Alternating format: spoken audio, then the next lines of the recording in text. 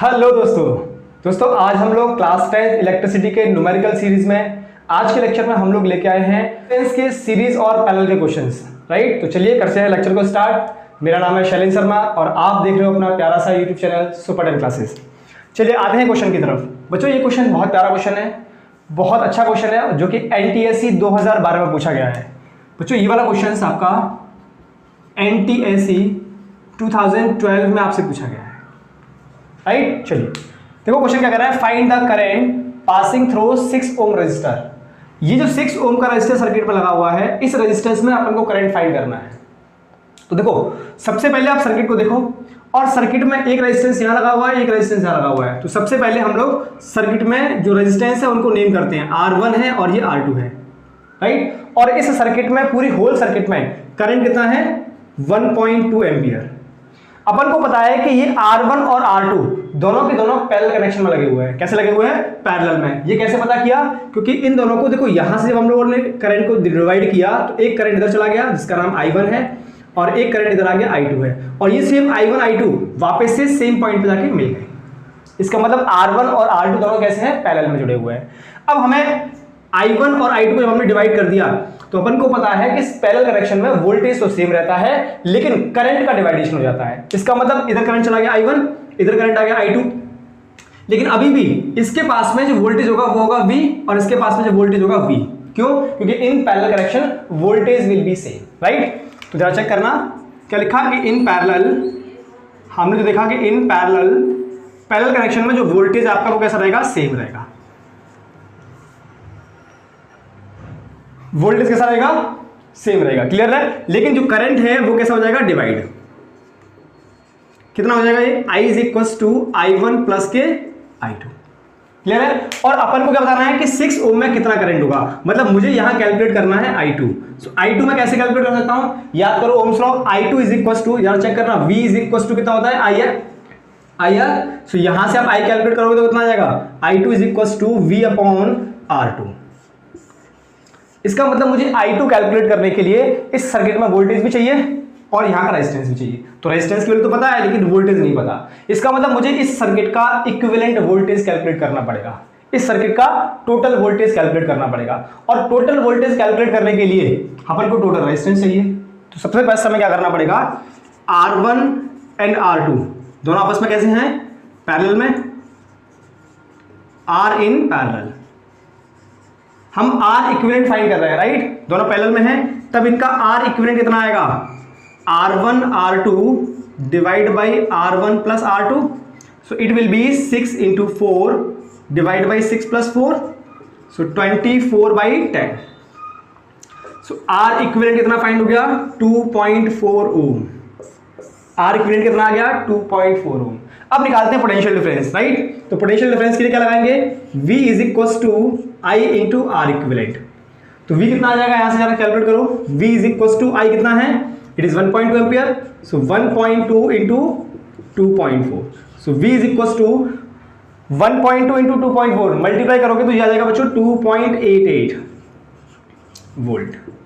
ये हमारे पास इस सर्किट का कंप्लीट वोल्टेज आ चुका है, इस सर्किट का कंप्लीट वोल्टेज। अब मुझे फाइंड करना है I2। So I2 is equal to V upon R2। V कितना है? 2.88। राइट, अब यहां पे R2 कितना है? R2 है 6 ओम। सो 6 ओम का डिवाइड कर दो। सो I2 इज इक्वल टू यह आ जाएगा 0.48 ampere. So I2 is equal to 0.48 ampere. Same way अगर हमसे इस सर्किट में I1 पूछता तो हम I1 भी कैलकुलेट कर पाते। I1 is equal to V upon R1। कितना हो जाता है यहां से? It is 2.88 divide by 4, it is ampere. हम I1 भी कैलकुलेट कर पाते। बात क्लियर है? नोट करो। आते हैं नेक्स्ट क्वेश्चन पे। स्टूडेंट्स अब देखिए नेक्स्ट क्वेश्चन। देखिए क्या बोला है? Calculate the effective resistance between A and B in the given circuit. हमें सर्किट गिवन है, ये पॉइंट A है, ये पॉइंट A है, इनके बीच का इक्विवेलेंट रेजिस्टेंस फाइंड करना है। बच्चों क्वेश्चन बहुत अच्छा है। ये क्वेश्चन CBSE बोर्ड 2020 में पूछा गया है। कहाँ पूछा गया है? CBSE बोर्ड 2020 में। राइट, 2020 में पूछा गया है। चेक करिए। अच्छा, ए और बी के बीच में अगर मुझे इक्विवेलेंट रेजिस्टेंस फाइंड करना है तो मुझे ये पता करना पड़ेगा इसमें कि कौन सा रेजिस्टेंस सीरीज में है और कौन सा पैरेलल में है। तो जरा चेक कर रहा, सबसे पहले हम लोग नेम लिखते हैं रेजिस्टेंस का। इसको बोला अपन ने R1, इसको लिखते हैं अपन R2, गॉट इट। ये है हमारा R3, R4 और इसको लिखा R5, गॉट इट। अब देखिए R1 और R2 ये और ये यहां से यहां तक पहुंचने के लिए हमारे पास एक ही पाथ है, तो R1 और R2 दोनों कैसे हैं, सीरीज में। तो पहले आप इन दोनों को सीरीज में लगाओ, R1 एंड R2 दोनों कैसे हैं, सीरीज में। अब अगर ये सीरीज में है तो इनका इक्विवेलेंट रेजिस्टेंस जिसको मैंने बोल दिया RS कितना हो जाएगा, R1 प्लस के R2, गॉट इट। अब अगर इसको R1 प्लस R2 बोला है तो ये R1 है और ये आपका R2 है, तो इनका RS कितना हो जाएगा, 4 प्लस के 6, सो RS विल बी 10 ओम।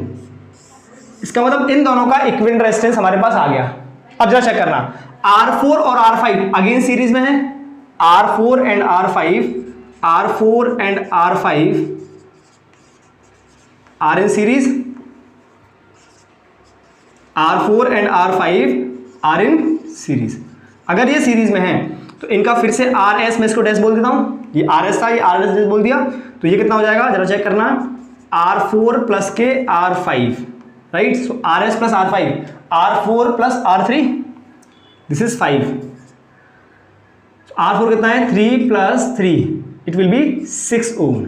ये हमारे पास आ चुका है R डैश S, राइट। अब सर्किट को देखो आप, अब अगर मैं सर्किट को रीड्रॉ करता हूं, जरा चेक करना भाई, इन दोनों को मिला के हमारे पास एक रेजिस्टेंस आ गया 10 ओम का, इन दोनों को मिला के भी एक रेजिस्टेंस आ गया कितने का, 6 ओम का। तो सर्किट कैसा ड्रॉ हो जाएगा, सर्किट हमारे पास जो ड्रॉ होगा, एक तो रेजिस्टेंस इनके बीच में लग गया है, चेक करना भाई, यहाँ पे एक रेजिस्टेंस लगा हुआ है और एक रेजिस्टेंस यहाँ पे ये लगा हुआ है और एक रेजिस्टेंस यहाँ पे है, राइट। एक ये इन दोनों को मिला के एक बन गया जो कि 10 ओम का है, ये हमारे पास 15 ओम का है और ये हमारे पास 6 ओम का आ चुका है। ये पॉइंट था ए और ये पॉइंट था बी। इसका मतलब अब ये तीनों कैसे हो गए, पैरेलल में। इसका नाम क्या था, RS, ये कौन सा है, R3 और ये कौन सा है, R डैश S। इसका मतलब RS, R3 and R dash S are in parallel connections, right. RS, R3 and R dash है ना, ये R डैश वाला, ये 10, 15 और 6, ये तीनों आपस में कैसे हैं, पैरेलल कनेक्शन में। तो इनको लगाओ जरा, तो क्या लिखेंगे, RS, R3 and RS dash are in parallel, are in parallel. ये तीनों आपस में पैरेलल में है। जब ये तीनों आपस में पैरेलल है तब इनका इक्विवेलेंट कितना होगा, R equivalent is equals to 1 upon RS plus 1 upon R3 plus 1 upon RS dash, right. So 1 upon R कितना होगा, 10, 1 अपॉन 10, 1 अपॉन 15 प्लस 1 अपॉन 6। इन तीनों का एलसीएम लोगे तो कितना आ जाएगा, 30। तो यह आ जाएगा 3 प्लस 2 प्लस के 6 5 30, सो 5 आ गया, राइट। सो ये आ गया अपने पास 1 अपॉन R इक्विवेलेंट। सो यहाँ से कितना आ जाएगा, 1 upon R equivalent is equals to 10/30 होगा। अब इसको उल्टा करोगे, कैंसिल आउट कर दो 3 टाइम्स। सो इसको उल्टा करोगे तो कितना आ जाएगा, R equivalent is equals to 3 ohm. Clear है, R equivalent is equals to 3 ohm. इतना नोट करो, नेक्स्ट क्वेश्चन पर बात करते हैं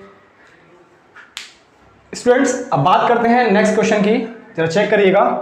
सर्किट डायग्राम हमें दिया हुआ है और बोला है हमें calculate total resistance in the circuit. Second point बोला है total current flowing in the circuit, मतलब इस सर्किट डायग्राम का टोटल रेजिस्टेंस कैलकुलेट करना है और इस सर्किट डायग्राम में टोटल करंट कैलकुलेट करना है। अब जरा चेक करते हैं कि सर्किट डायग्राम में अपन को क्या क्या गिवन है, राइट।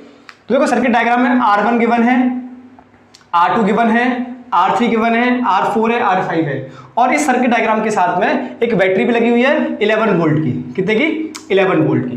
बात क्लियर है। तो आप इस सर्किट डायग्राम में सबसे पहले ये डिसाइड करो कि कौन कौन रजिस्टर सीरीज में है और कौन कौन रजिस्टर पैरेलल में है। चलिए आइए आते हैं यहाँ पर, चलो चेक करना।